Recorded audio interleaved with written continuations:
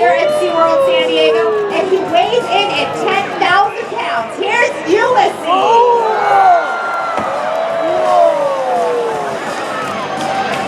Now our next two whales coming out of the back pool, we have our dominant female.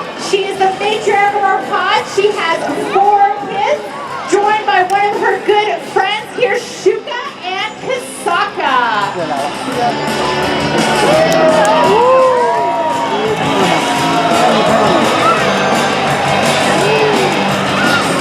SeaWorld San Diego is home to 11 killer whales. There are 5 males and 6 females. They range in age from the youngest member of our Shamu family here. Her name is Amaya, and she is just over 1 year old, all the way up to Corky, who is 51 years old.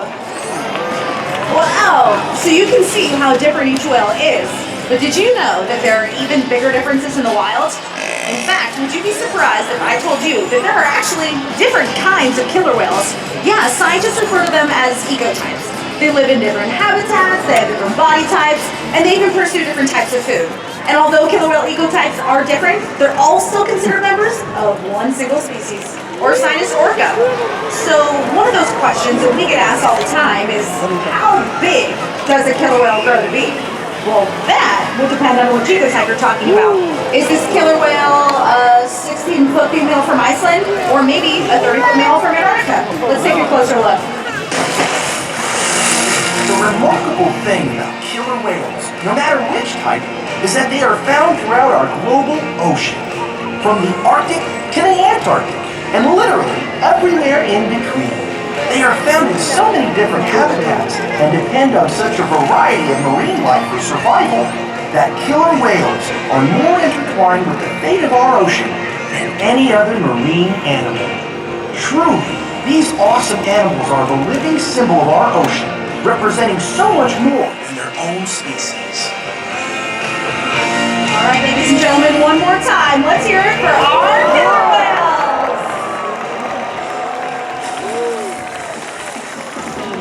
Okay, so now it's time to check out some of your great questions.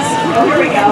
So many people wonder about our trainers. In fact, raise your hands out there if any of you have ever wanted to be a killer whale trainer. All right, that's a lot of hands.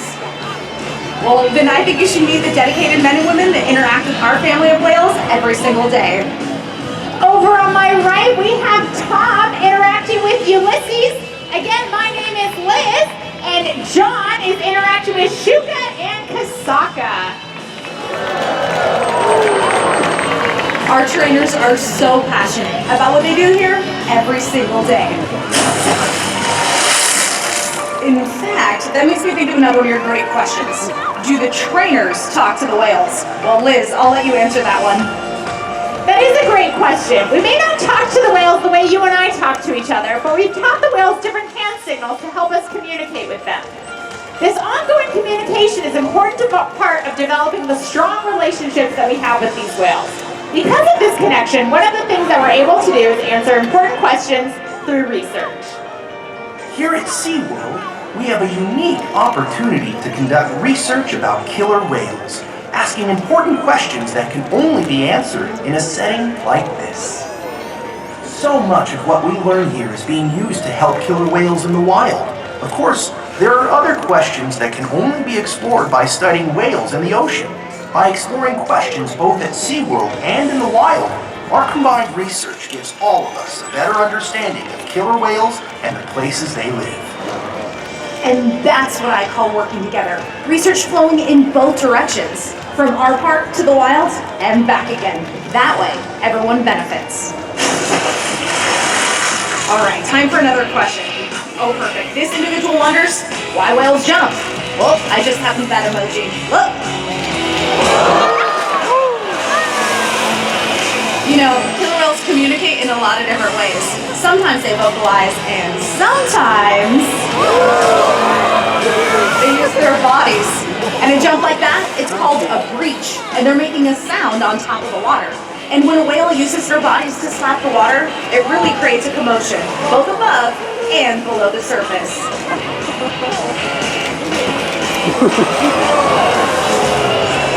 Now, this could be just to show their excitement, or maybe display a little power, or just get the attention of the other whales.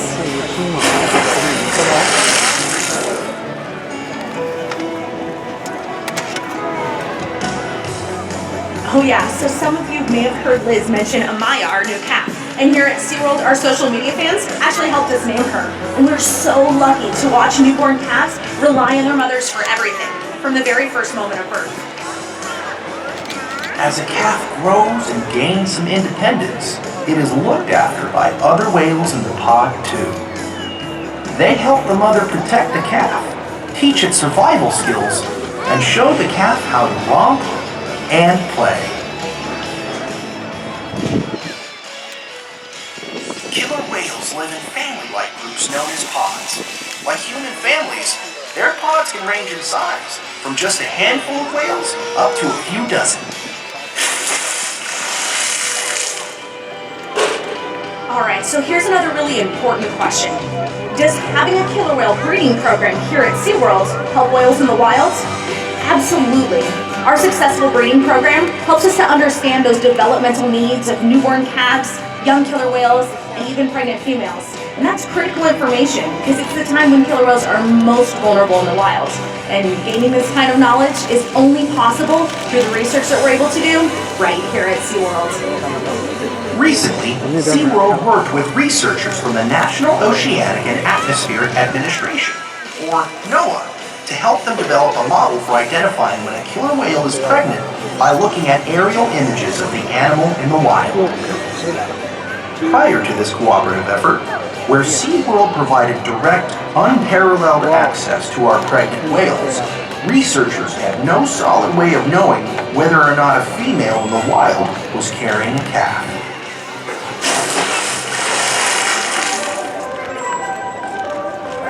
Wow. Well, that's a lot of questions, but believe it or not, we get them here every single day. We sure do. Killer whales make a variety of different noises and vocalizations. Let's listen.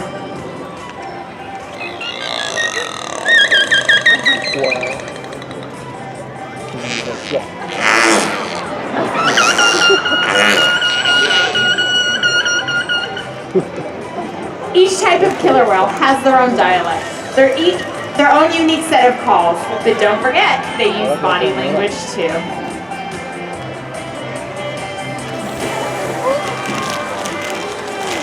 Yeah, sometimes they blow bubbles or bump into each other or even scratch each other with their teeth, causing something called rake marks. And those are the multi-line marks that you might see on the skin of killer whales and dolphins. And it's just one of the ways that they display dominance over each other during social interaction, both in the wild and here at SeaWorld. So we've just learned how killer whales vocalize and use body language to communicate with each other. But do you all remember how we communicate with them? We use signals. And here at SeaWorld, we really do communicate with our whales. And we want future generations to be able to do the same. All right, so this is my favorite part of the show. We have two very lucky volunteers who are going to get the opportunity to meet a couple of our killer whales. Over on our left-hand side, we have Mariah. Everyone give her a nice big round of applause. And over to our right-hand side, we have Tosh. And we're going to give the whales a couple of signals. It looks like Mariah is giving Ikaika a nice big wave. We got that signal correct. Very good job.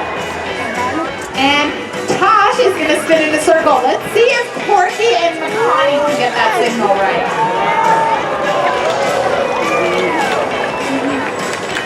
Great job, you guys. Now, as a memory of you meeting the whales today, we would like to present you with this whale tail necklace.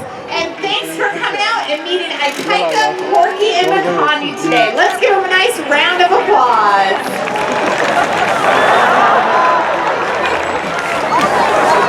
Wow, Liz, looks like maybe we have some future animal trainers on our hands here, huh? You guys think they did a good job? Awesome. Oh, great question. Who takes care of you, Shamu? I love this question because it allows us to show all of you how much we really care about these extraordinary animals. So Liz, are our trainers ready? We sure are. The training you see actually allows us to take care of the killer whales. You'll see Autumn is working with Ikaika over on our left-hand side, and she's asking him to roll over and present his tail flukes. Now this is one of the most important behaviors that we can train the killer whales, because when they learn to present their tail flukes, we can actually draw blood to check their health. Now the slide-out behavior that Makani is going to do right here in front of us is not only a great photo opportunity, but it's also a very important healthcare behavior. And here comes Corky as well. Now we weigh the whales to make sure that they're growing properly and ensure that they're maintaining a proper weight. The high energy behaviors that you saw earlier in the show that Keet is about to perform again as well in the center of the pool are behaviors you see not only in the wild but here at SeaWorld as well. They help us ensure that the killer whales get the proper exercise that they need every day. And I know that our guests also always wonder, how much does a killer whale need to eat every day to stay healthy? Just like us, each killer whale has different dietary needs. For example, Makani here is just under 3 years old, and he eats about 70 pounds of fish each and every day. While Corky, who is a much larger adult whale, she eats about 185 pounds of fish every day. It's important to note that the killer whales get all their food every day, no matter what they do. And because we've been able to determine how much killer whales eat throughout different stages of their life, researchers in the field are able to determine if ocean habitats are healthy enough for killer whale populations to thrive. And that type of information is invaluable. You know, food, exercise, and physicals from our veterinarians aren't all the killer whales need to stay healthy. Each whale's well-being is so important to us, we want to make sure that their minds are stimulated and enriched as well. If you look up to the screens, you'll see an example of the killer whales playing with different types of toys. The killer whales are very social animals and really enjoy playing with different types of toys. You'll see that Katie's interacting with Corky and Makani, giving them some ice cubes and fish, playing with them. These are all ways that we can make things fun and different for the whales. Even with all of the games and toys that we provide, the best enrichment still seems to be social interaction with the other whales and our team of experienced trainers. Okay, so here's a question for all you kids out there, because I know you want to know. Who would win if a killer whale squared off with a great white shark? So let's take a poll. Raise your hands if you think the great white shark will win. All right, I see a couple hands.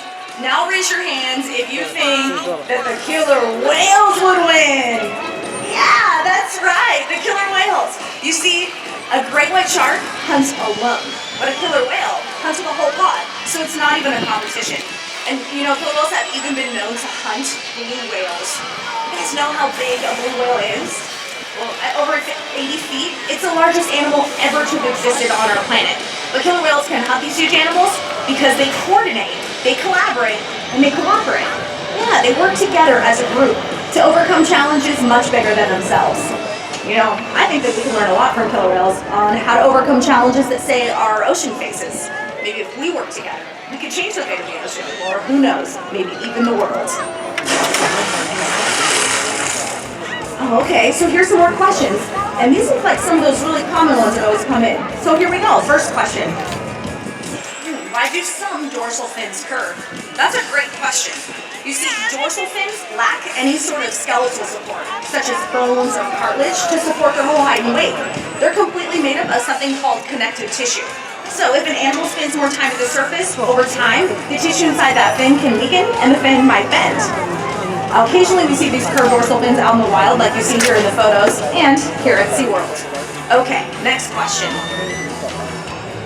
Ooh, how fast can they swim? Well, depending on their size and weight, killer whales can reach speeds of almost 30 miles an hour. Check it out!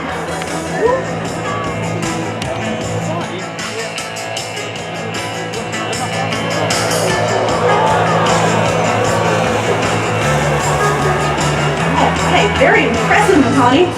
Okay, next question. How much water can their tail splash? Well, Their tails, or flukes as they're called, are really strong and can fling a whole lot of water about halfway up these stands. So, last question, here we go. If all of the whales splashed at once, could they get the whole audience wet? Maybe not the whole audience.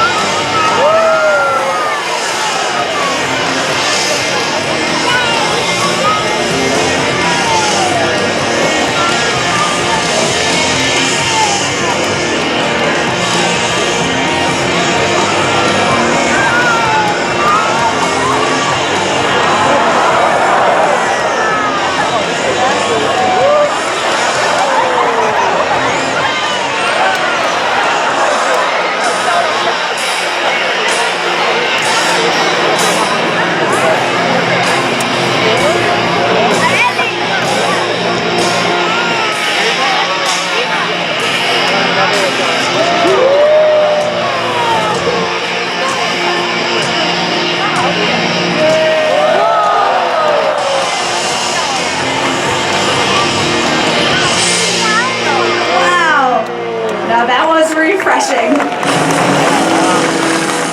You know, killer whales are so inspiring. In fact, the more we learn about them, the more that we see they represent more than just themselves. And truly, to better understand the killer whale is to better understand our ocean.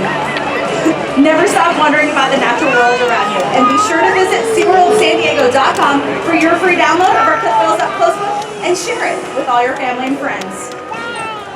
From all of us to all of you, thank you for coming, thank you for caring, and thank you for wondering. Have a great rest of your day.